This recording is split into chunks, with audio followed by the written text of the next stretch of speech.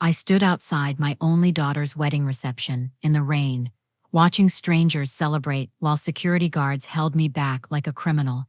Through the glass doors, I could see Catherine laughing with her new in-laws, her white dress glowing under crystal chandeliers. When our eyes met, she turned away, deliberately, completely. The door opened slightly. My daughter stepped into the threshold, close enough that I could smell her perfume, the expensive kind I could never afford to buy her. "You embarrass me, Mother," she whispered. "You always have. Go home, you don't belong here anymore." My hands started trembling. I tried to speak, but nothing came out. Her perfume hung in the air between us, a scent I didn't recognize, from a life I wasn't part of. The door closed. Rain soaked through my cotton dress, the only nice one I owned. I stood there, frozen, watching the celebration continue without me. "Thank you for being here with me tonight. Please stay with me through this entire journey. Hit that like button if you've ever felt invisible to someone you loved. And subscribe, because I need to know my voice matters to someone. Comment below and tell me what country you're watching from. I want to see how far this reaches. I need to know I'm not alone." My name is Eleanor Margaret Whitmore. I'm 72 years old. I raised Catherine alone after my husband died when she was 6. I worked 3 jobs to send her to college, cleaning offices at night, waitressing on weekends, taking in sewing during the day. Tonight she married into wealth I could never provide, and tonight she erased me from her life. The rain continued falling as I walked back to my small apartment. Inside, I sat at my kitchen table, surrounded by old photographs. Catherine's first day of school, her high school graduation, her college acceptance letter that made me cry with pride. I remembered when we were close, when she still called me Mama, when she climbed into my bed during thunderstorms. Before everything changed, I picked up an envelope I'd received 3 weeks ago, a letter from Catherine's fiancé's family lawyer. Inside were documents I hadn't opened yet. My hands shook as I broke the seal. What I read made my blood run cold. 6 months ago, my sister Margaret died unexpectedly. We hadn't been close in years. She was the successful one, the one who made something of herself, while I struggled paycheck to paycheck. When her lawyer called to say she'd left me everything, I couldn't believe it. To Lakeside House, worth $800,000, $200,000 in cash. Margaret had children of her own, but she left it all to me. I never understood why. Catherine hadn't visited me in almost 2 years. Our phone calls were brief, distant. She was busy with her career, her social life, her new boyfriend. I accepted it. Children grow up. They move on. Then Margaret died, and suddenly Catherine was back. She showed up at my door with David, her fiancé. He was handsome, charming, everything I'd hoped for her, an investment banker from a wealthy family. When he called me Mom, my heart swelled. "I'm so sorry I stayed away," Catherine said, hugging me tight. "I was young and stupid, but I'm here now. We're going to take care of you." I wanted to believe her so badly. They moved into my apartment temporarily. Catherine said they needed time to find the perfect place, and wouldn't it be wonderful to reconnect? David helped with groceries. Catherine cooked dinner. We stayed up late talking like we used to. I told myself this was real, that my daughter had finally come back to me. Margaret had left me her pearl necklace, the only jewelry she ever wore. Catherine asked to borrow it for engagement photos. Of course I said yes. What else would I say to the daughter I'd been missing for years? 2 weeks after they moved in, David casually mentioned he knew an excellent financial advisor who could help me protect my assets. He placed business cards on my kitchen counter. I noticed they all had his family name on them. Now, sitting in my apartment with rain drumming against the windows, I read the legal documents with shaking hands. Property transfer papers. My lakeside house, Margaret's house, had been transferred into Catherine's name.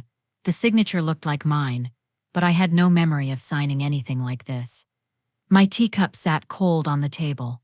Dawn was breaking. I hadn't slept all night. I remembered an evening 3 months ago. David had brought home some papers. "Just insurance documents," he'd said. "Formalities to protect your assets if anything happens. You want Catherine taken care of, right?" Catherine was pouring wine, talking about wedding flowers, asking my opinion on centerpieces. I was so happy to be included in her planning, so grateful she wanted my input. David guided my hand across the pages. Just here, and initial here. I signed without reading. I trusted them completely. The photographs of Catherine's childhood surrounded me now, a smiling girl who once called me Mama, who climbed into my bed during thunderstorms, who told me I was her best friend. I didn't recognize the woman who'd whispered those cold words at the wedding. My hands wouldn't stop shaking as I gathered the papers. Then I noticed something else, a second envelope buried underneath, addressed to me in Margaret's handwriting, postmarked 2 weeks before her death. The seal was broken. Someone had already opened it. I unfolded Margaret's letter with trembling fingers. Her handwriting was shaky, rushed, like she'd written it in a hurry. Eleanor, I'm writing this because I love you, even though we grew apart. Catherine came to me last month, demanding I leave her the lakeside house. She said you were too old and confused to manage assets. She said you'd wasted on nothing. I told her the property was yours. She called me selfish. She hasn't visited since. Please, sister, be careful. Money changes people, even our children. I read it 3 times. Each time the words cut deeper.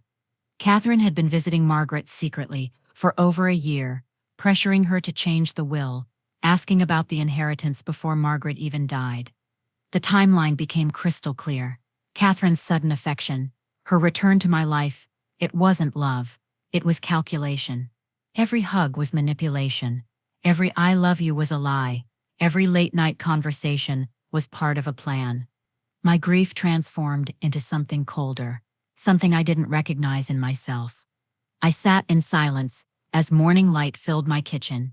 I opened my laptop and looked at Catherine's social media. Wedding photos everywhere, her glowing in white, surrounded by David's wealthy family, hundreds of comments congratulating her. I wasn't in a single photograph. I'd been erased before the wedding even happened. I typed David's name into the search bar. What appeared made my stomach turn. He'd been sued twice for financial fraud. The cases were settled quietly, buried under legal agreements. His family had paid off the victims to keep it quiet. I closed the laptop slowly. For the first time in my life, I understood what it felt like to be prey. I spent the next week in careful silence. I didn't call Catherine. I didn't confront David. I moved through my days like a ghost, planning in the quiet spaces between heartbeats. I found Margaret's old attorney, Thomas Chen. Not the one David had recommended, Margaret's lawyer, the one she'd trusted. Thomas reviewed the documents in his office while I sat across from him, hands folded in my lap. The signature is genuine, he said finally. The transfer is technically legal, but he paused, studying the papers more carefully. The notary is David's cousin. That's a conflict of interest. If we can prove you didn't understand what you were signing, we might have grounds for undue influence and fraud. What does that mean? I asked. It means they took advantage of you, exploited your trust. That's elder financial abuse, and it's criminal. Elder abuse. The words settled over me like a weight. Thomas looked at me directly. Eleanor, they counted on you not fighting back. They assumed you'd be too embarrassed or too broken. Were they right? I met his eyes. No, they weren't. When I got home that night, I removed my wedding ring, worn for 46 years, even after my husband's death. I placed it in a drawer. That version of myself, the one who needed to be loved at any cost, was gone. Thomas called me 2 days later. I have a friend in the district attorney's office. She specializes in cases involving financial exploitation of elderly parents. She wants to meet you. Rachel Morrison was younger than I expected, maybe 45, with sharp eyes and a firm handshake. She listened to my story without interrupting, taking notes on a yellow legal pad. If we can prove you didn't understand what you were signing, and that David and Catherine deliberately deceived you, this becomes criminal fraud, she explained. We'll need evidence, recordings, emails, text messages, anything that shows their intent. I remembered then. I'd kept everything. Every text message Catherine sent during those months. Every email about helping manage my finances. Every voicemail where David called me Mom. I pulled out my phone and started scrolling. The messages were all there, preserved like evidence I didn't know I was collecting. Catherine, Mom, David says you should really consider that property transfer for tax purposes. Trust us, we know what's best. David, Eleanor, don't worry about reading those papers. We've got you covered. Rachel's expression hardened as she read through them. They documented everything. They got greedy and sloppy. They thought you'd never fight back. They thought you'd be too ashamed to tell anyone. That's where predators always make mistakes. They underestimate their victims. I realized something. Then, this wasn't just about getting my property back. This was about every mother who'd been erased. Every widow who'd been dismissed.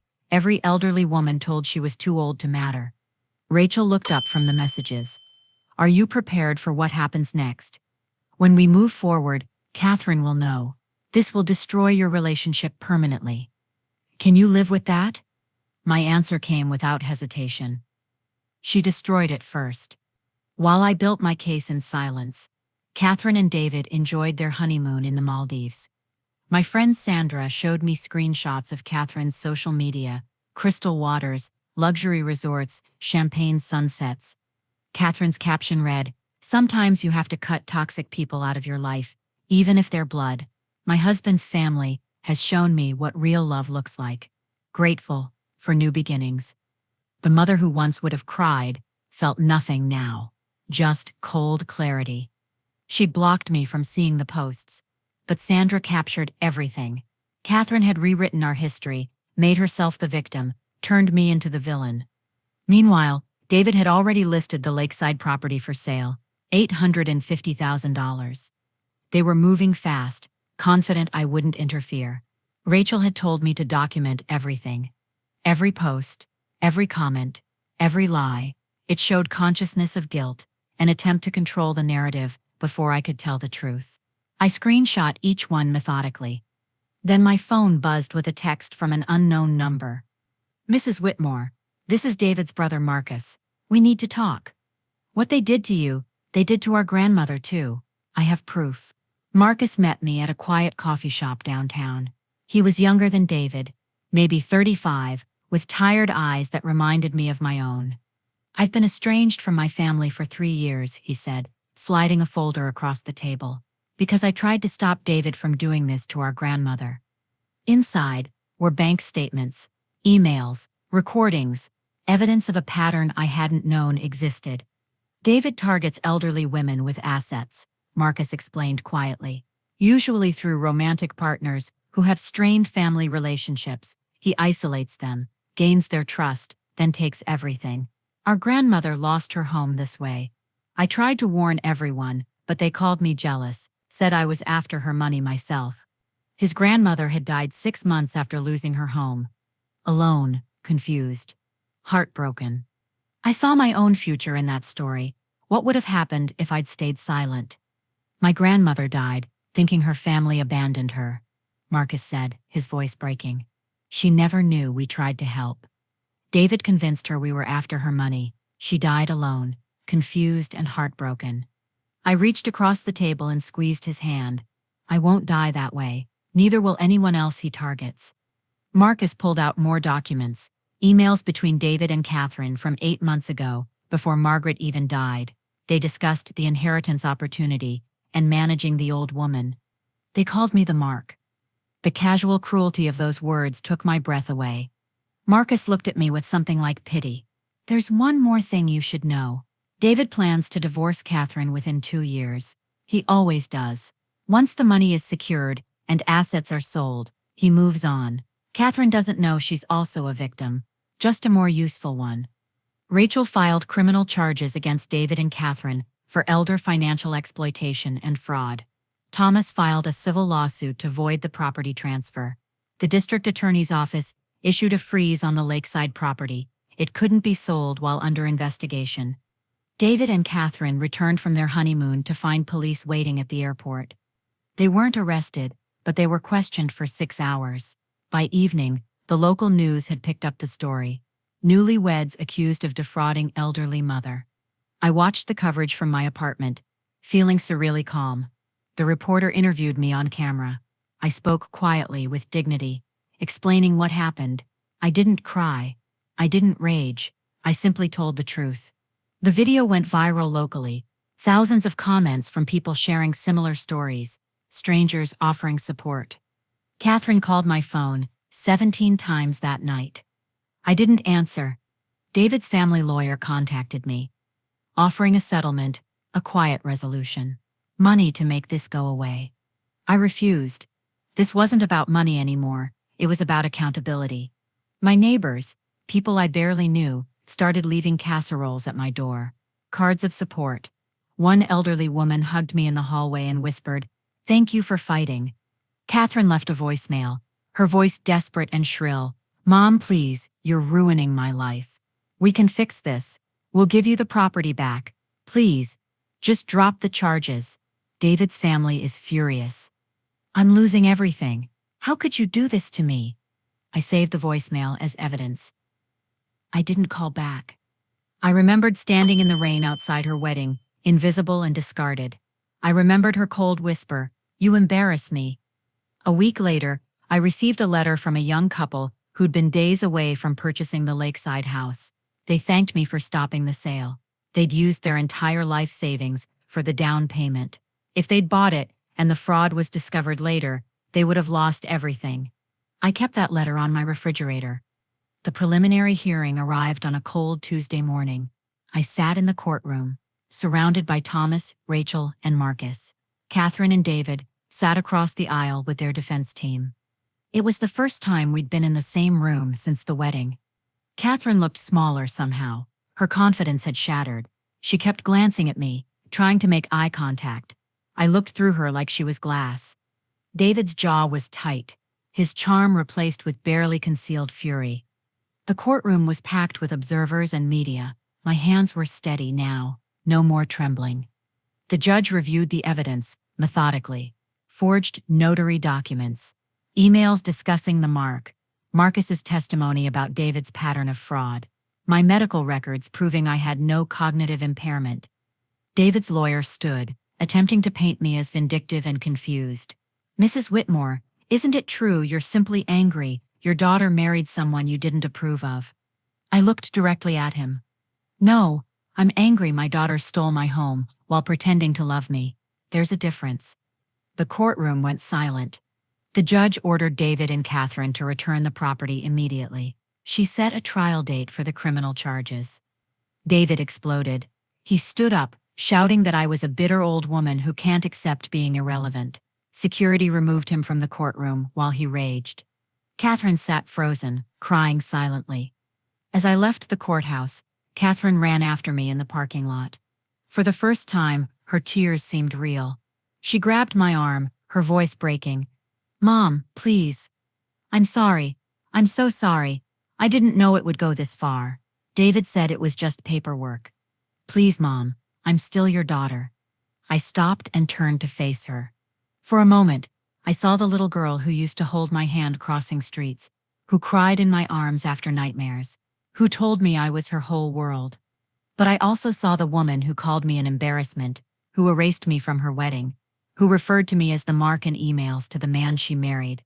"Catherine," I said quietly, "love isn't just a feeling, it's a choice you make every day through your actions. You chose cruelty. You chose greed.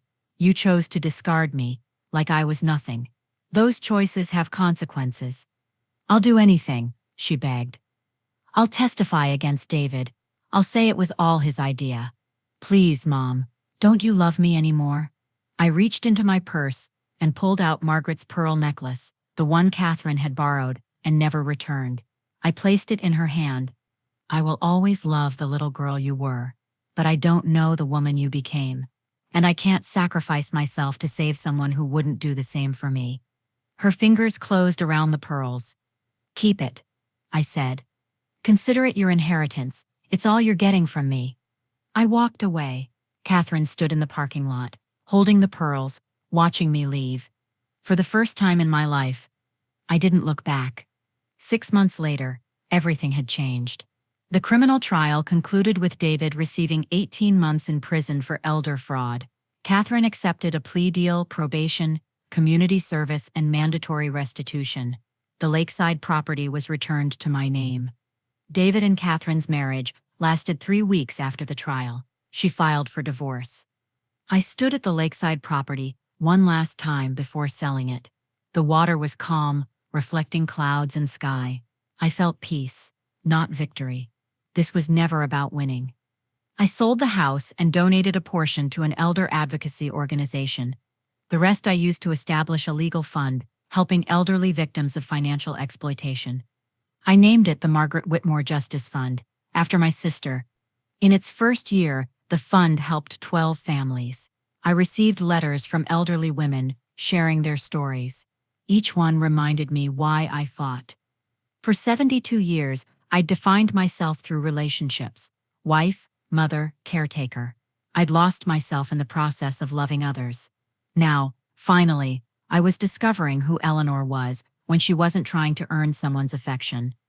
I heard through mutual acquaintances that Catherine was working as a receptionist now, living in a small apartment, rebuilding her life. She was in therapy. She'd sent me one letter, not asking for forgiveness, just acknowledging the harm she'd caused. I read it once and filed it away. Maybe someday there would be room for reconciliation. But not today. I sat in my apartment, the same one where this story began, but it felt different now, lighter. I was planning a trip to Scotland, something I'd always wanted to do, but never felt I deserved. On my refrigerator was a photo from the Elder Advocacy Organization's annual dinner, where I'd been honored for my courage. I was surrounded by strangers who'd become friends, all survivors, all fighters. If you've stayed with me through this entire journey, thank you. Your presence here means more than you know. If my story touched you, please share it. Not for me, but for every mother, every grandmother, every person who's been told they don't matter. Hit that subscribe button, because I'm not done telling stories. I'm not done fighting. And I need you with me. Comment below where you're watching from. And tell me, have you ever had to choose yourself over someone you loved? I want to hear your story. We're not alone in this. We never were. I closed my laptop. Outside my window, spring rain fell gently, but this time I wasn't standing in it, invisible and forgotten. I was inside, warm, safe, and finally, free.